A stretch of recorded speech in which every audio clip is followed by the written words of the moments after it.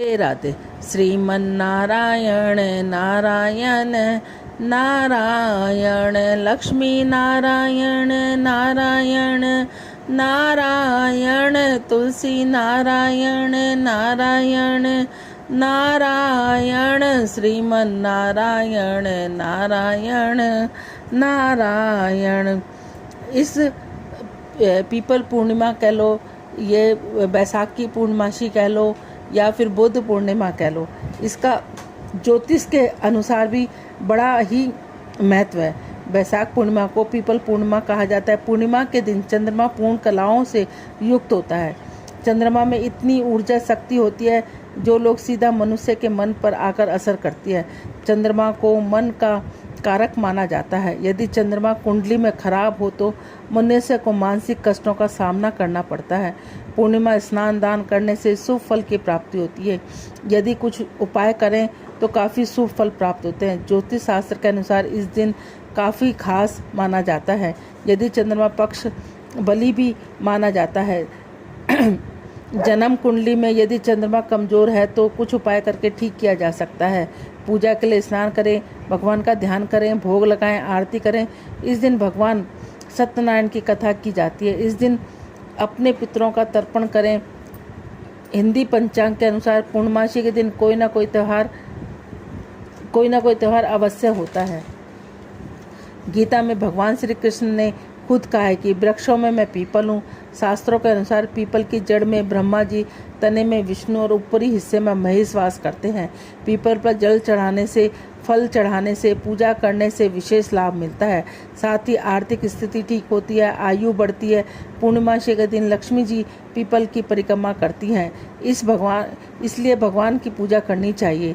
People देवता की पूजा करनी चाहिए। भगवान का ध्यान मंत्र करना चाहिए। पीपल के पेड़ जड़ में कच्चा दूध व गंगा जल चढ़ाएं। इस दिन दान पुण्य करने से काफ़ी शुभ फल की प्राप्ति होती है। बोलो राधे राधे। इसकी कथा इस प्रकार है। एक ब्राह्मण और एक ब्राह्मणी थी। ब्राह्मण रोज पीपल की पूजा करते। वो जब तक पीपल की पूजा नहीं करते तब तक ना तो वो कुछ खाते थे ना पीते थे। एक दिन वह ब्राह्मण देव पीपल पूजा के लिए जब पीपल के पास गए तो पीपल में से एक आवाज़ आई, मैं दूँ तू मांग ले। मैं दूँ तू मांग ले। ऐसा कई दिन तक हुआ।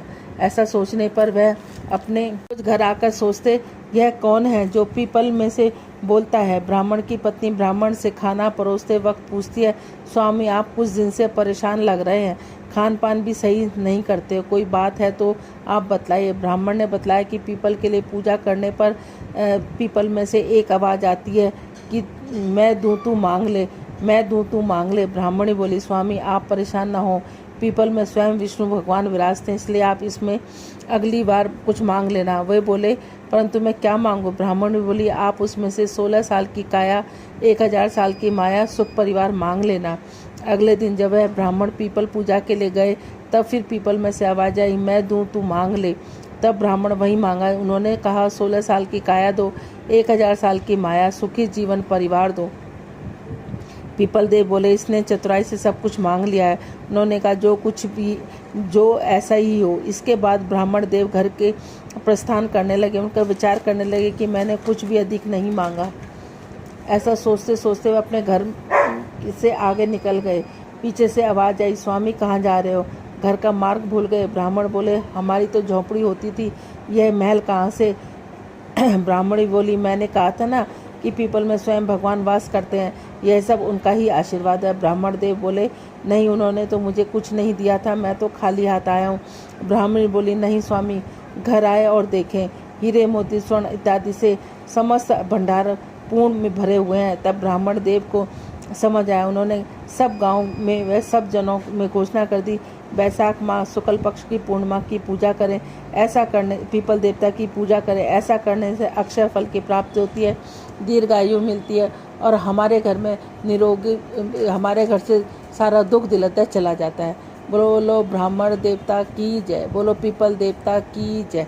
श्रीमन नारायण नारायण नारायण, लक्ष्मी नारायण नारायण नारायण, तुलसी नारायण नारायण नारायण, श्रीमन नारायण नारायण नारायण। बोलो राधे राधे।